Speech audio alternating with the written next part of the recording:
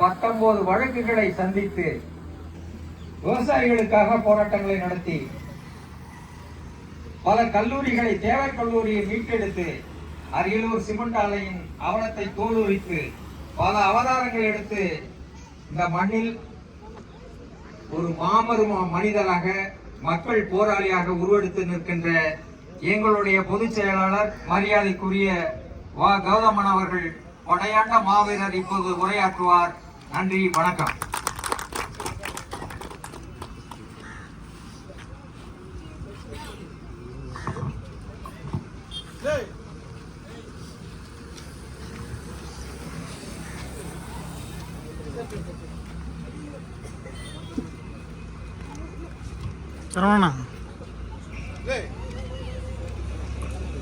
பெரிதாக மதிக்கின்ற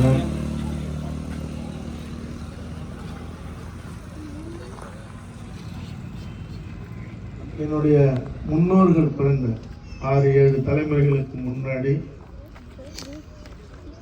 RS மாத்தூர் அருகில் உள்ள சோழன் குடிக்காட்டு மண்ணில் பிறந்த என்னுடைய முன்னோர்கள் மூத்தோர்கள் வாழ்ந்த நான் உயிராக நேசிக்கின்ற என்னுடைய அரியலூர் மண்ணின் மக்களுக்கும் சொந்தங்களுக்கும் எனது அன்பான வணக்கம். இந்த மண்ணையும் மக்களையும் ஒரு யமனாக அழித்து சிதைத்துக் கொண்டிருக்கிற ராம்கோ சிமெண்ட் ஆலையை கண்டித்து நடந்து கொண்டிருக்கிற இந்த கண்டன ஆர்ப்பாட்டத்திற்கு முன்னிலை வகிக்கின்ற என்னுடைய அன்பு தம்பி வழக்கறிஞர் சரவணன் அவர்களுக்கும், தலைமை வகிக்கின்ற எனது பெரும் பாசத்திற்குரிய ஐயா மக்கள் காவலர் முடிமன்னன் அவர்களுக்கும், இந்த நிகழ்வில் பங்கெடுத்துக் கொண்டிருக்கிற அனைத்து சொந்தங்களுக்கும், தமிழ் பேரரசு கட்சியினுடைய பொறுப்பாளர்கள், கட்சியினுடைய உறுப்பினர்கள், இந்த மண்ணை நேசிக்கின்ற, இந்த மண்ணில் இருக்கின்ற மரியாதைக்குரிய கட்சிகள் இருந்தாலும் இந்த மண்ணை நேசிக்கின்ற அந்த நிலையில இங்கு வந்திருக்கிற அனைத்து கட்சி பொறுப்பாளர்களுக்கும் அனைவருக்கும் என்னுடைய அன்பும் வணக்கமும். நாங்கள் இந்த மண்ணில் அரியலூர் மாவட்டத்தை இந்த சிமெண்ட் ஆலை யமனிட்டிருந்து காக்கிறதுக்கு எண்ணற்ற போராட்டங்களை நடத்திருக்கோம், சமரசம் இல்லாம நடத்திருக்கோம். எவருக்கும் அடிபணியாமல், எவனுக்கும் கவலைப்படாமல் இந்த மண்ணில் எத்தனையோ போராட்டங்கள். அதற்கு முன்பு அனிதா வீட்டில் எல்லாரும் அமைதியாக இருக்க நான் மட்டுமே போராட்டத்தை தொடங்கி அது ஒரு புரட்சியாக வெடித்து சமீபத்தில் தான் அந்த வழக்கு முடித்து வைக்கப்பட்டது. என் மேல மட்டும்தான் வழக்கு. அப்புறம் ஆனந்தவாடியில நாங்க முன்னெடுத்த வழக்குகள் எல்லாம் இங்க இருக்கிற அதிகார வர்க்கமும் தெரியும், இங்க இருக்கிற எங்கள் மண்ணை சுரண்டுகிற ராம்கோ சிமெண்ட் உள்ளிட்ட இந்த சிமெண்ட் ஆலை யமன்கள், அந்த அதிகாரிகள், ஆணவத்தின உச்சியில் இருக்கிற அதனுடைய முதலாளிகள் எல்லாருக்குமே தெரியும். அந்த போராட்டம் நடந்த விதம்ங்கிறது எங்களுக்கு எதிராக அதிரடிப்படையை கொண்டுட்டு வந்து நிறுத்தினாங்க. ஆயுதம் தாங்கிய அதிரடிப்படை, வஜ்ரா வாகனம். நீ எதை வேணாலும் கொண்டு வந்து இராணுவத்தையே நிறுத்தினாலும் நாங்கள் பின்வாங்க மாட்டோம்னு எங்கள் மக்களோட நாங்கள் நின்று அந்த இடத்தை நெருங்கக்கூடாதுன்னு சொன்னப்ப சுரங்கத்துக்கு அருகில போய் நின்ற போது அமைச்சர் எம்சி சம்பத் அவர்கள், தொழில்துறை அமைச்சர், எங்கள்கிட்ட அந்த இடத்துல இருந்து பேச்சுவார்த்தை நடத்தி அதுக்கப்புறம் கொட்டுகிற ஒரு பெரும் மழையில கலெக்டர் ஆபீஸ்ல பேச்சுவார்த்தைக்கு அவங்க அழைச்சி, நான் மட்டும் இல்ல ஆயிரக்கணக்கான எங்களுடைய மக்களோட தான் வந்து நிற்போம், அவங்க முன்னாடி தான் பேச்சுவார்த்தை நடத்தணும், இந்த காதுல பூ சுத்துற வேலை எல்லாம் எங்களுக்கு தேவையில்லைன்னு சொல்லி அங்க நடத்தின பேச்சுவார்த்தையில 20க்கு மேற்பட்டவர்களுக்கு வேலை வாய்ப்பு கொடுக்குறோம்னு சொல்லி அதுல சில பேருக்கு மட்டும்தான் கிடைச்சது.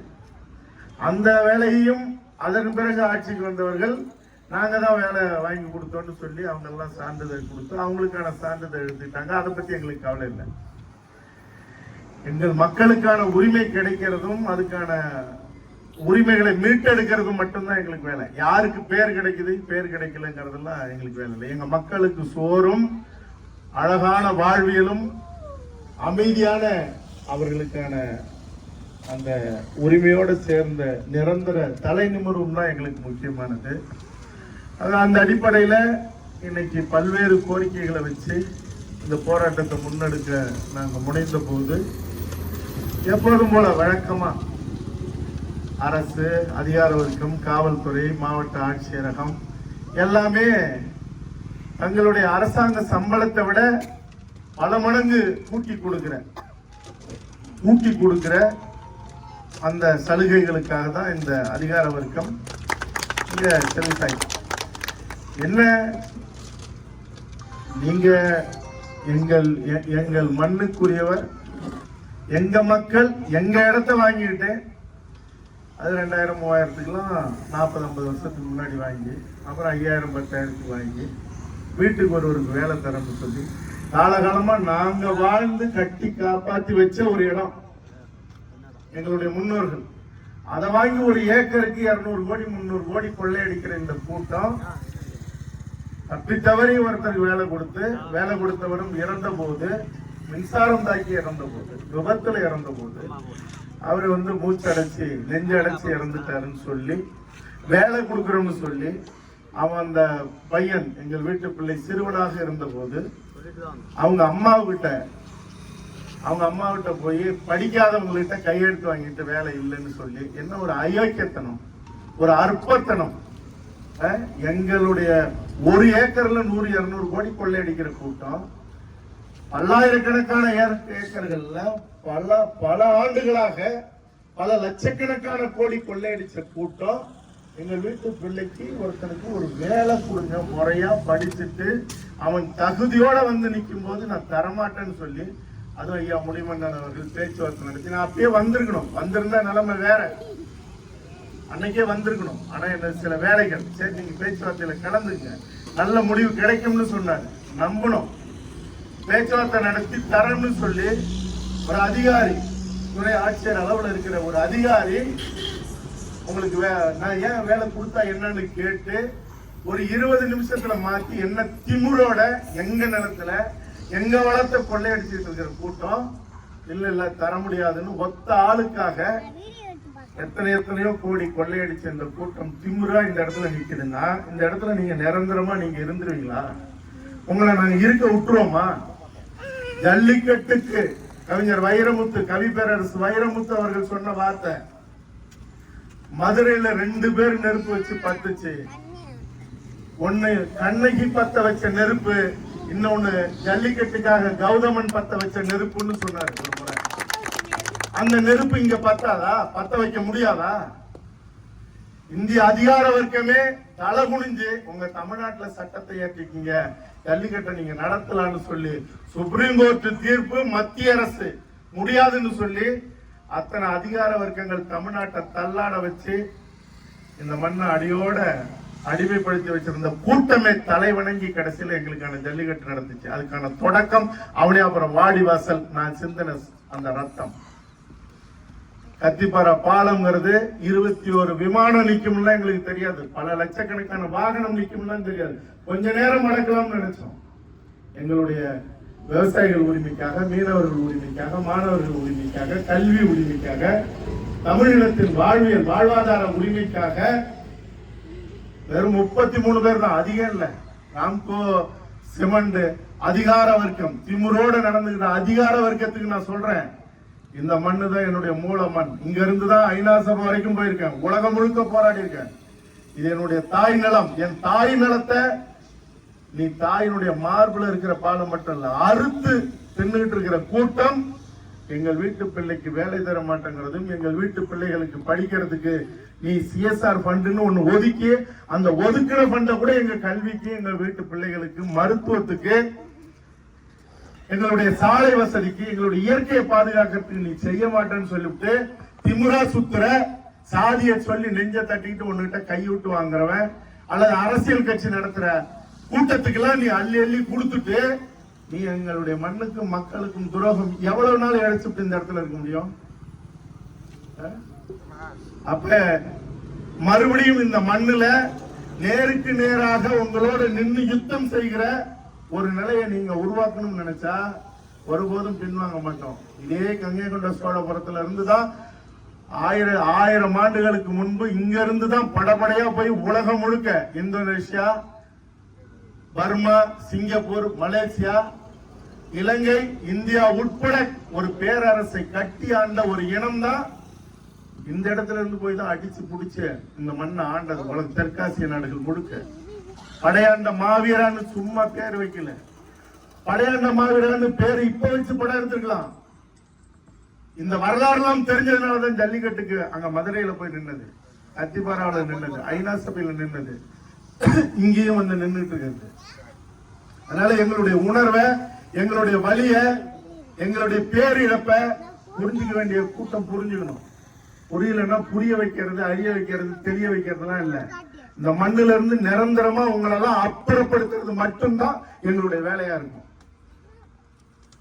அதை உறுதிப்படுத்துறதுக்கான தொடக்கமாக இந்த மாதிரி வேலையெல்லாம் நடந்ததுன்னா அது சரியா இருக்காது. இது இப்படியே இல்ல. என் படையாண்ட மாவீர படத்துல பார்த்திருக்கலாம். இந்த நெய்வேலியும் இந்த சிமெண்ட் ஆலை நிறுவனங்களும் அந்த கடலூர் மாவட்டத்தையும் இந்த அரியலூர் மாவட்டத்தையும் மட்டுமில்ல, சுத்தி இருக்கிற 5-6 மாவட்டத்தை செதுச்சு சின்ன பின்னமாக்கிடுச்சு. யமனா நின்றுட்டு இருக்கு. எதிர்காலம் என்னன்னு தெரியல.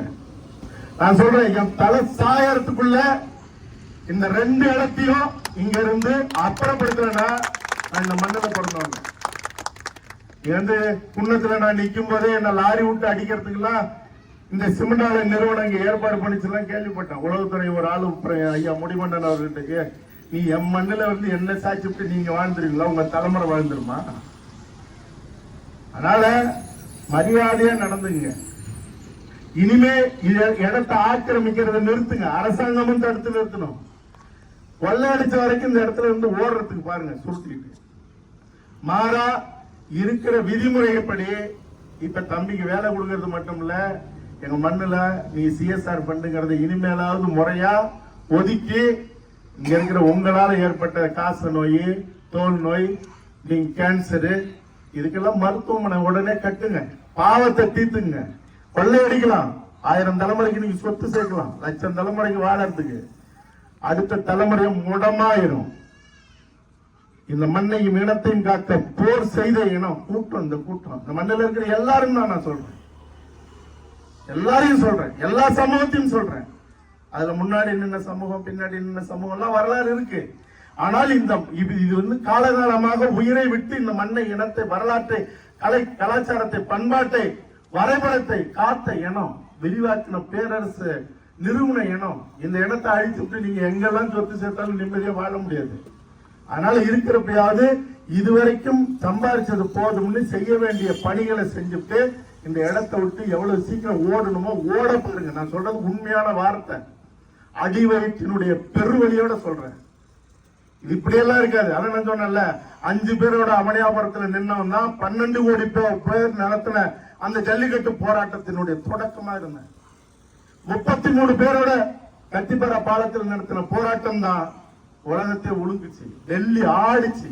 ஏன்னா 21 விமானம் நிக்கும்னு எவனும் நினைக்கல.